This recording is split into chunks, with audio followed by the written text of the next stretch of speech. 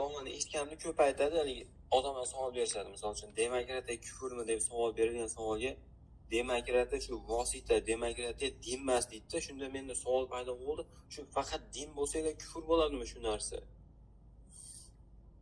Ha, din bo'lsa kufr bo'ladimi? Qarang, siz islom dinini qo'yib siz xristian diniga kirdingiz. Nima kufr qildingizmi siz? Yo'q. Bitta narsani kufr bo'lish uchun faqat din bo'lishi kerakmi? Xolosmi demoqchiman. Qarang. Ha, qarang. Vosita ham kufr bo'la olmaydimi degan tushuncha bor menda. Vosita nimaga xizmat qilishligiga qarang. Velosiped haydashligi kufrmi, kufr emasmi? Harommi, harom emasmi? Nimaga? Velosipedda men diskotekaga haydab boryapman. Kufrmi, kufr emasmi? Ya unda harom bo'ladi. Ha, harom bo'ladi, to'g'rimi? Lekin boshqa joyga haydab borsam harom bo'lmaydi. Ya'ni ko'rasizmi, velosiped bu vosita, maqsad emas. Vosita sifatida men uni masjidga haydab borsam joiz, savob bo'ladi. Diskotekaga haydab borsam bu narsa nima bo'ladi? Harom bo'ladi, to'g'rimi? Endi qachon kufr bo'ladi velosiped haydashlik? Qachon kufr bo'ladi? Ha.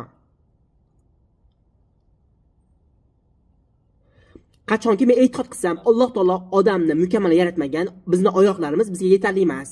Velosipedni ham haydashlik kerak. Nimaga? Chunki Alloh taolo bizni mukammal yaratmagan deb e'tiqod qilsam, o'shanda kufr bo'ladi. Tushundingizmi? Qarang, o'shanda bitta odamga aytsam, men aytsam, velosiped haydashlik kufr desam, bitta odam keladi. To'xta. Velosiped bu vosita, maqsad emas deymiz. Velosiped bu vosita. Velosipedni biz masjidga haydab boramiz. Ya'ni fosiq odamlar diskotekaga haydab boradi. Ba'zi ya'ni kofirlar nima deydi? U e'tiqod qiladi. Ya'ni velosiped bizga oyoqlarimizdan ko'ra afzal. Alloh taolo bizlarni mukammal yaratmagan.